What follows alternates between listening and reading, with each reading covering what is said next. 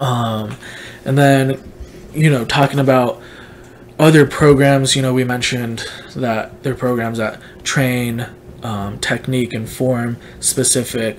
There are programs that train resistance heavy. There are groups that train volume heavy. I'm not gonna sit here and say that none of those training methods are good and that you can't improve in any of those training methods. Right. I'm just saying that for my program and what we're trying to do with our program, USRPT is the best way to train them. Right.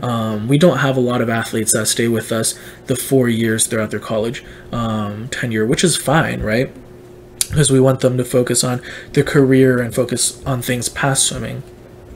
And so we only train short course yards, which is great with USRPT. And not a lot of our athletes are looking to swim in the Olympics and stuff like that. And so we don't have to train long course. And so with what we're doing with our program, USRPT is great for that. And that's why we do that. But with other programs, there's just so many other ways to train. Some programs train heavy with training gear, fins, snorkels, ankle straps, tubes, like everything, every equipment you can think of, they're using it. Right. A lot of programs, zero training gear. Right. And so the number one thing, and if you're looking at colleges and you're talking to coaches and you want to swim for their program, the number one thing is you have to buy into their program. Right, definitely. You have to talk about the coach. You have to talk about with the coach what their training is. And if you can buy into that, if you can be like, okay, I see what you guys are doing and I can see how that's going to make me improve and I want to work on that and do that, then you're going to get faster. The number one example I have is Caleb Dressel. We talk about him a lot, but University of Florida, they're not known for being a sprint group. They're not at all known for being a sprint group. They are distance heavy in the 400 IM and distance events. But Caleb Dressel, we know him as a sprinter. But he talked with Troy. Troy's a coach over there. And when he was being recruited, Troy was like laying out, okay, here's what we're going to do with you. Here's a timeline. Here's how we're going to make you faster. And he bought into that. And now he's one of the most dominant swimmers in the world currently, right? Right. And so that's the number one thing is if you can't buy into the program, don't swim for it. You're not going to improve. You're not going to do well, right? So if you can't buy into USRPT training, then don't swim for a program that does USRPT training. Right. Now, if you're somebody who gets super bored with traditional swimming 8 to 10,000 yards, just staring at a black line, and just not, focusing on your swimming and tuning out, if you hate that, then switch it up. Find a program that maybe does USRPT training. Maybe find a program that does more resistance training, more gear training and stuff like that, right? Mix it up. Sometimes it's good to go from club that trains one way to a college program that trains another way. Sometimes it's good to have that change in your training. Not all the time, but sometimes it is, especially if you're like, oh man, this is so boring, I don't know if I can do this the next 4 years. Right. Then switch up that training, right? If you're somebody who's like, okay, I've trained this way, I love it, I need this, then find a program that trains that way. But that's the number one way you're going to get faster. Right. That's clip this right now. This is the number one way you're going to get faster, is buying into a program. Buying into a coach that's going to lay out the way he's going to train you, how he's going to make you faster, and buying into it and working hard at that day in and day out. That is the number one way above everything else, is you have to buy in to the program and what they're doing. Yeah.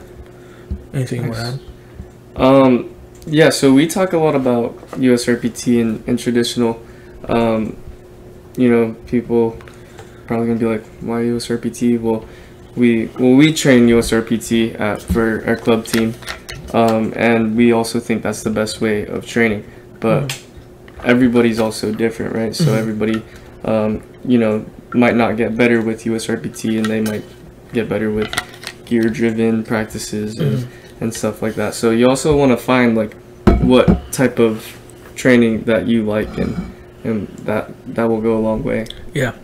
That'll help you for sure, because if you're not getting faster with traditional, and like that's the only way that you've swam, then you're just not going to get better. You know, you gotta find what other training methods there are. Mm-hmm. Yeah, we've had plenty of people join our program and they're like, I don't like USRPT, and they quit, and that's totally fine, you know. And that's just how we're gonna train, with the group that we have and the way that the club programs run. We find this to be the best way to train the athletes, right? But yeah, if you're not bought into it, you know, like we said, it's just not going to be productive for you. Right. So that's the number one thing, you know, when it really shouldn't be about the school, right? It shouldn't be, I want to swim for Texas, I want to swim for Stanford, I want to swim for Cal, blah, blah, blah. You know, if they're training a way that you don't like, if you're, oh man, I don't know about that, are you sure that's going to make me faster? Then don't. Find a program. There's so many other really great, amazing programs out there that may train the way you like, and they may have a program and that should really be the number one thing that you're looking at in a college is, do they have the career that I want to go into, right? Do they have the academics that I want? Do they have the program that I want? You know, academically, do they have what I want to do for the rest of my life, right? I think too many people get caught up in the next 4 years, but I mean, if you're swimming in college, really that's the next 4 years, right? Unless you're like, okay, Olympic aspirations, that's my goal, that's what I want to do. But really that's your next 4 years, but you're going to be working in a career that's going to be your next 30 years, you know what I mean? Right. And so if you're going to a college just for the swimming program, then you've kind of set yourself back, I feel like, because now you're not focusing on your career goals and what you're going to be doing for the rest of your life, you know. But if you have Olympic aspirations, obviously, you know, find a really good training program and make that your number one goal. It's really going to be different for a lot of swimmers, for a lot of people and everything. But yeah, that's great.